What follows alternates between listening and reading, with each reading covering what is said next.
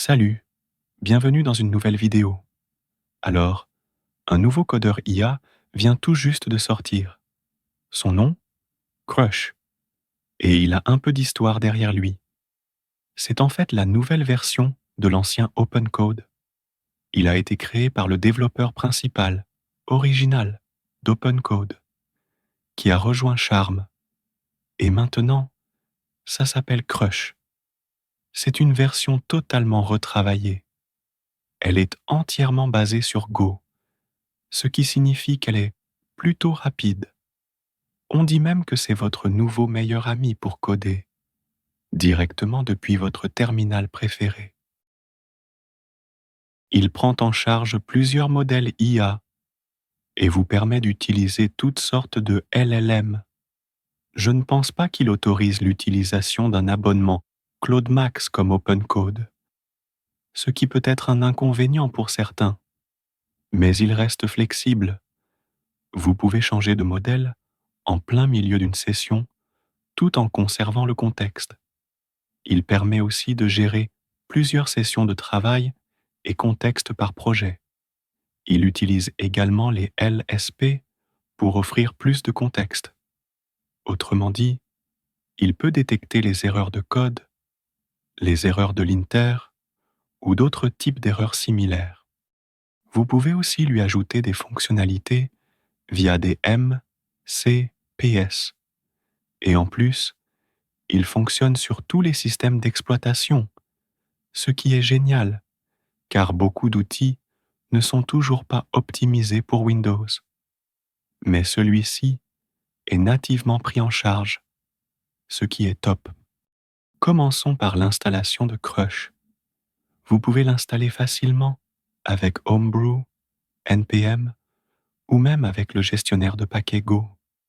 Une fois installé, il suffit de le lancer avec la commande Crush et ça démarre.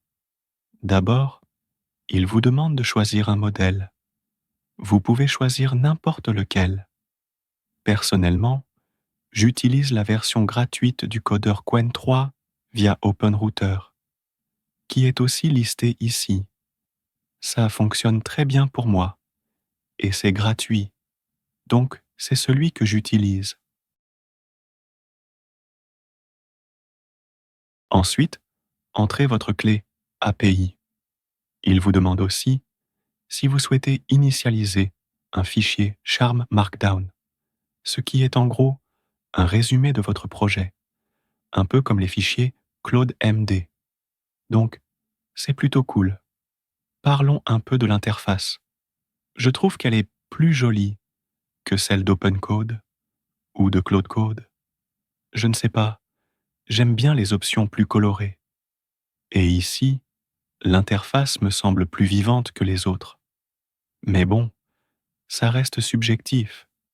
Mais ce n'est pas juste une question de design. Il y a aussi des éléments qui donnent une impression plus cohérente dans l'ensemble. Par exemple, le redimensionnement du terminal fonctionne super bien ici. Je peux l'agrandir ou le réduire, et ça s'ajuste automatiquement. Et ça, je le fais souvent. OpenCode est particulièrement nul dans ce domaine, car la moitié du contenu disparaît dès qu'on redimensionne. L'interface ici, en plus d'être jolie, est aussi cohérente. Vous allez le voir tout de suite. La commande / ici sert à référencer des fichiers, pas à lancer des commandes. Donc, vous tapez / et ça vous affiche les fichiers que vous pouvez utiliser, ce qui est plutôt génial. Pour les commandes, utilisez Ctrl+P et ça vous montre toutes les options et paramètres de Crush. Première option, créer une nouvelle session. Ça lance un nouveau fil de discussion. Vous pouvez aussi le faire avec le raccourci Ctrl+N. Deuxième option, changer de session. Ensuite, changer de modèle. Ici, vous pouvez facilement basculer d'un modèle à un autre. Et même cette interface de sélection de modèles est jolie. Je préfère ce système de bascule par rapport à OpenCode. Vous avez aussi l'option d'initialiser un projet, ce qui crée automatiquement un fichier Markdown pour vous. Côté fonctionnalité, il manque encore certaines choses, comme la personnalisation des commandes, les agents ou des modes plan, chat. Pas d'option d'annulation non plus. Mais bon, c'est encore tôt, et je pense que ces fonctionnalités vont arriver assez vite. Il n'y a pas non plus l'option pour utiliser un abonnement Claude. Maintenant, je vais vous montrer comment l'utiliser concrètement. Là, je vais lui demander de me créer un jeu Flappy Bird en HTML, CSS et JS. Il s'exécute directement. C'est très fluide. Et quand il me demande une validation, il affiche une sorte de modal. Et je préfère largement ça à ce que propose OpenCode ou CloudCode, qui sont super rigides.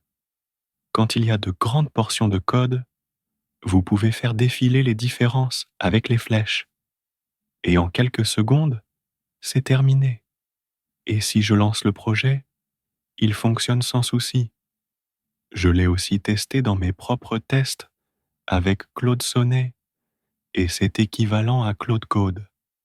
Avec Qwen, pareil, mais gratuit.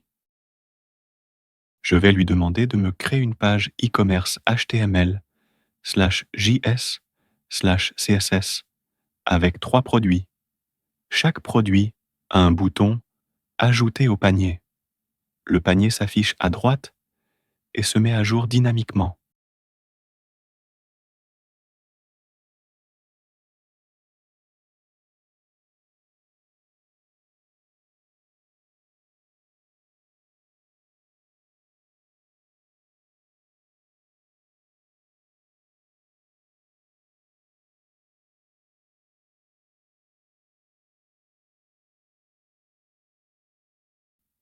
Il s'exécute directement. C'est très fluide. Et quand il me demande une validation, il affiche le modal Je valide. Quand il y a de grandes portions de code, vous pouvez faire défiler les différences avec les flèches. Et en quelques secondes, c'est terminé. Et si je lance le projet, il fonctionne sans souci. Notre application e-commerce fonctionne sans souci, même s'il n'a pas ajouté d'image de produit. Tout est bien fait, je l'aime bien. Je l'ai aussi testé avec Claude Sonnet, et c'est équivalent à Claude Code. Avec Qwen, pareil, mais gratuit. L'interface terminale est super bien pensée. OpenCode et Claude Code ont toujours ce souci d'affichage. Même s'il manque quelques fonctions, à ce stade, je vais l'adopter comme mon CLI principal. Oui, je le trouve vraiment génial. Je le trouve aussi plus rapide qu'OpenCode. J'aime bien le langage Go, donc ça me convient. Pour moi, c'est ce que le Gemini CLI aurait dû être, surtout qu'il est aussi basé sur Go. Mais ils ont choisi TypeScript, ce que je ne comprends pas. Bref, Crush, c'est une interface minimaliste, des fonctionnalités solides et une super rapidité. Je préfère vraiment ça à OpenCode ou CloudCode pour le moment. Les défilements et interactions sont bien mieux ici. Franchement, c'est probablement l'une des meilleures interfaces terminales que j'ai testées. J'adore.